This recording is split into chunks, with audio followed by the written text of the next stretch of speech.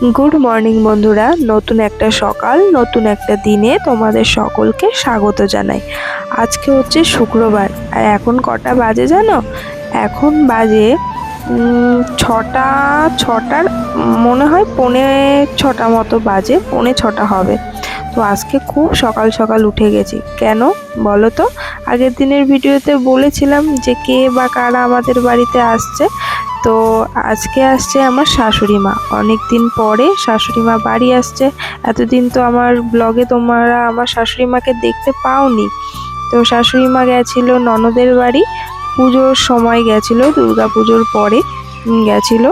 তো আজকে বাড়ি আসছে, আর আসছে ভাগ্নে, শাশুড়ি মাকে নিয়ে আসছে।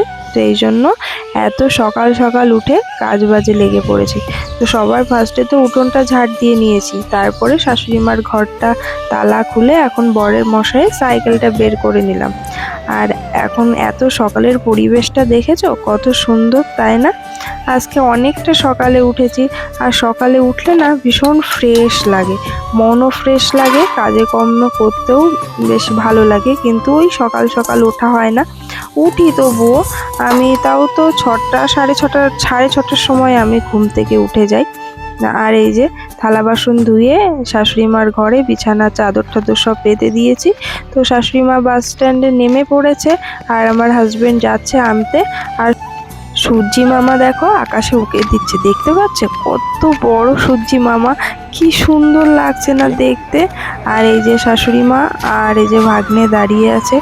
উনি বাবা, শাশুড়ি মা দেখছি শাড়ি পরেছে অন্য স্টাইলে, মানে কুচি দিয়ে যেমন করে পরে, আমি কখনো দেখিনি। এই যে ফার্স্ট টাইম দেখলাম ওনাকে এরকম করে শাড়ি পরতে। তো যাই হোক, অনেক সুন্দর লাগছে। আর জেঠিমা এসছে দেখা করতে।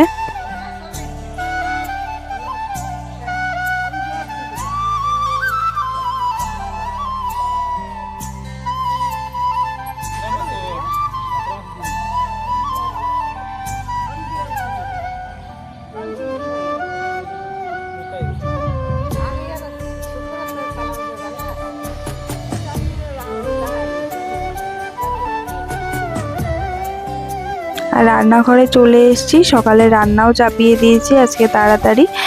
আর এখন বানাচ্ছি সিদ্ধ ভাত। ভাতের মধ্যে সব রকম সিদ্ধ দিয়ে দেবো, আর ডিম সিদ্ধ দেবো। আর হাজবেন্ডের জন্য রুটি আর ডিম ভাজা করব। আর হাজবেন্ড এখন ডাব কাটছে, ভাগ্নেকে ডাব দেবে খেতে।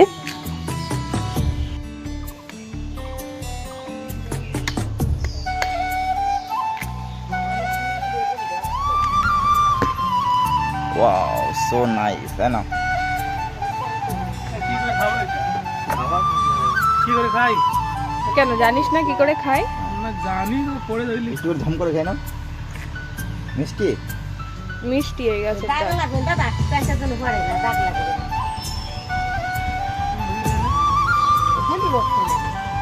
মিষ্টি ভাত রান্না করা হয়ে গেছে। এখন দেখো সবার জন্য ভাত বেড়ে নিচ্ছি। আর এই যে শাশুড়ি মা এখান থেকে সর্ষের তেলের বোতলটা নিয়ে গেল, উনি গায়ে হাত পায়ে সর্ষের তেল লাগান, সেই জন্য।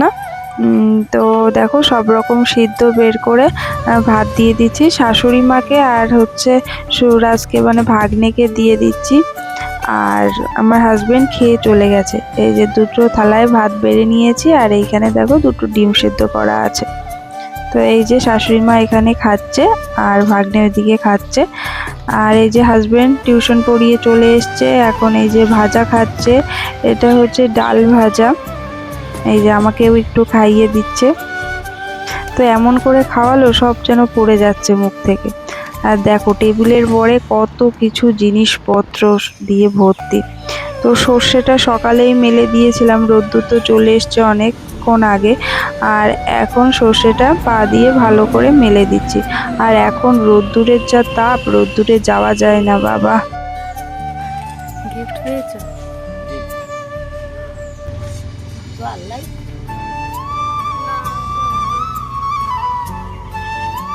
দুপুরবেলা রান্না বান্না করতে হবে, তার জন্য দেখো রান্নার জোগাড় দিতে বসে গেছি। তো প্রথমেই সবজি কেটে নিচ্ছি। কালকে তো আমার হাজবেন্ড মাছ নিয়ে এসেছিলো, দেখলে তো ওখান থেকে তো 3 পিস মাছ রান্না করেছিলাম আর সমস্তটাই ভাজি করে রেখে দিয়েছিলাম। তো সেটা দিয়েই এখন তরকারি করব, তাই বেগুন আর শিম কেটে নিচ্ছি। এই দিয়ে হচ্ছে মাছ দিয়ে তরকারি করব। আর এই দেখো শাশুড়ি মা ড্রাম নিয়ে যাচ্ছে জল আনতে, আমাদের পাশের বাড়ি জলের দোকান আছে, তো সেখানে গেল। আর এই যে শিম বেগুন কেটে নিয়েছি, আর এই পাশে বেগুন ভাজবো, তার জন্য বেগুন কেটে নিয়েছি। তো রান্না চাপিয়ে দিয়েছি, এক পাশে ভাত আর এক পাশে ডাল চাপিয়ে দিয়েছি। আজকে হবে মুসুরির ডাল, বেগুন ভাজা আর শিম বেগুন দিয়ে মাছের ঝোল। আর এখানে দেখো একটু আলু সেদ্ধ দিয়েছিলাম সকালে, তো সেটা ছাড়িয়ে নিলাম, ওটা তরকারির ভেতরে দিয়ে দেবো। এইখানে ডাল সেদ্ধ হচ্ছে আর ওই পাশে ভাত চাপিয়ে দিয়েছি। আর আজকে বড় হাঁড়িতে ভাত চাপিয়েছি। ডাল সেদ্ধ করা হয়ে গেছে, ডালটা ঘুটে এখন এর মধ্যে জল দিয়ে দিলাম। তো এর মধ্যে এখন দিয়ে দেব হলুদ পরিমাণ মতো, আর হলুদটা এখন ভালো করে মিশিয়ে নিচ্ছি ডালের সাথে সুন্দর করে। তো দেখো ডালটা আমার ফুটে গেছে, এখন ডালটা নামিয়ে নেব। এর মধ্যে চেরা কাঁচা লঙ্কা আর লবণও দিয়ে নিয়েছি। এখন দিয়ে দেবো ফোড়ন, তার জন্য তেল গরম হয়ে গেছে, তেজপাতা দিয়ে দিলাম 2টো ছিঁড়ে। আর তেজপাতাটা একটু ভাজা ভাজা হলে এবার এর মধ্যে দিয়ে দেবো 5 ফোড়ন আর একটুখানি জিরে। তো এটাও ভাজা ভাজা হলে এবার দেখো একটা হাতা নিয়ে নিয়েছি, এটা দিয়ে ভালো করে ঘষে দেব যাতে সেন্টটা ভালো আসে। আর এবার দেখো ডালটা ঢেলে দিলাম। এরকম করে তোমরা একবার মুসুরির ডাল খেয়ে দেখো, অবশ্যই ভালো লাগবে, দারুণ লাগে এরকম করে মুসুরির ডাল। তো ডালটা তো হয়ে গেল, এখন মাছটা একটুখানি ভেজে নিচ্ছি। ভেজে দেখো এর মধ্যে জল ঢেলে দিলাম পরিমাণ মতো, তো যতটা আমার ঝোল প্রয়োজন। এবার এর মধ্যে দিয়ে দেবো পরিমাণ মতো হলুদ গুঁড়ো আর পরিমাণ মতো লবণ। এবার এটাকে ভালো করে মিশিয়ে নেব, মিশিয়ে এটাকে ফোটার জন্য দিয়ে দেবো। দেখো ফুটে গেছে। তো এর মধ্যে এবার এই যে সবজিগুলো ধুয়ে কেটে রেখেছিলাম সেগুলোই এখন দিয়ে দিচ্ছি, বেগুন আর শিম, আর এর মধ্যে কিছু চেরা কাঁচা লঙ্কাও দিয়ে দিলাম। তো এটাকে ভালো করে নাড়াচাড়া করে এখন ঢেকে দেব এটাকে।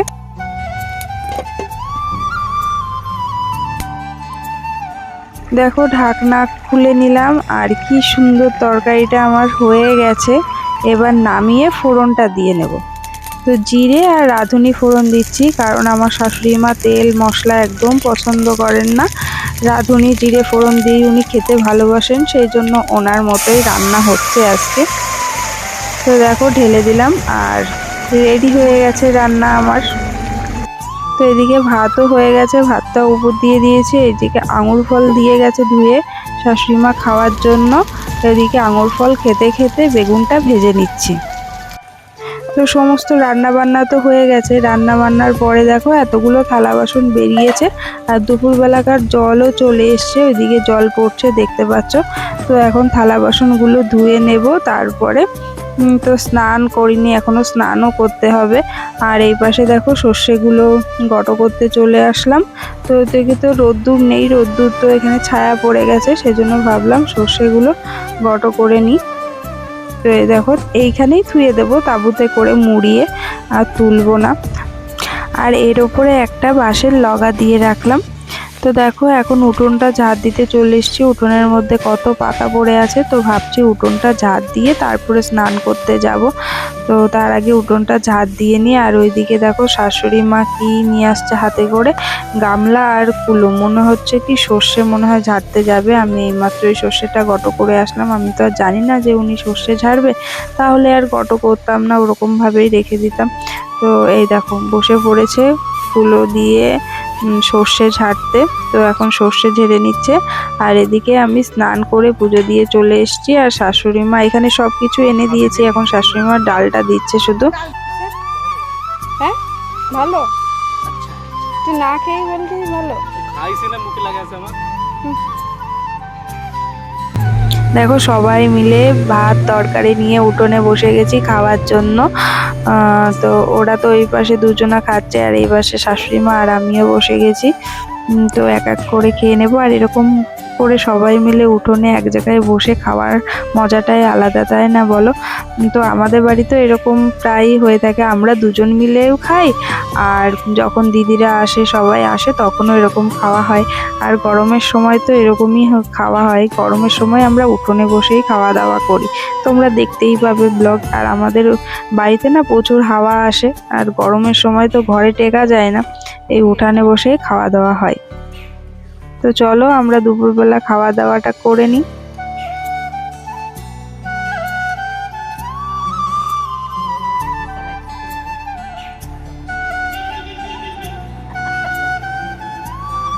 এরপর খাওয়া দাওয়া সেরে আবার টিউশন পড়াতেও যেতে হবে, এরপরে তোমাদের সাথে আবার সন্ধ্যাবেলা দেখা হবে। আর এই দেখো হাজবেন্ডও টিউশন পড়াতে চলে এসছে, ও এখন বাচ্চাদের দিয়ে ব্যায়াম করাচ্ছে।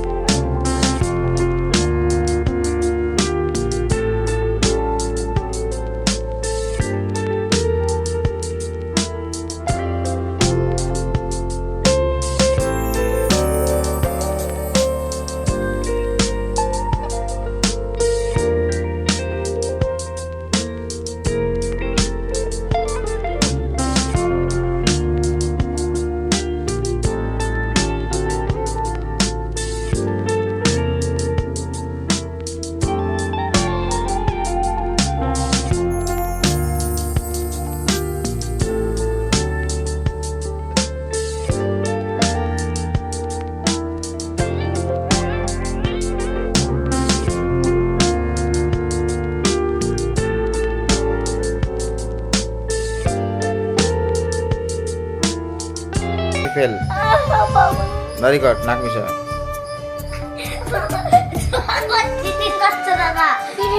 আর এখন বাজে রাত 8:30 মতো।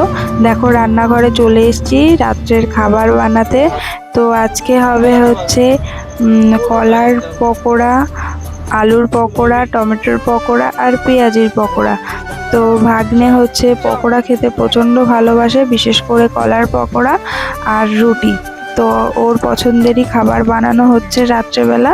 এই যে হাজবেন্ড এখন পকোড়াগুলো কড়াইতে ছাড়ছে ভাজার জন্য, আর এই যে ভাগ্নে এখানে বসে পড়লো। আর এই যে দুটো পকোড়া তোলা হয়ে গেছে। তো কারেন্ট চলে গেছে এই মুহূর্তে।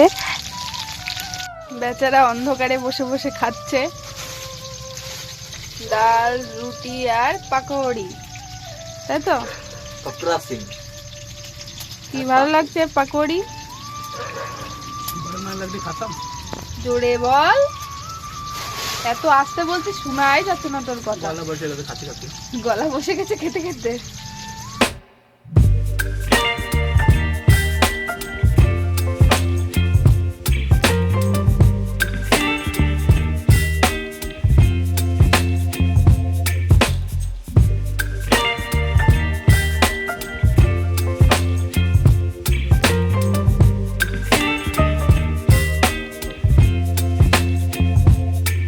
Baby, you give me ice and fire.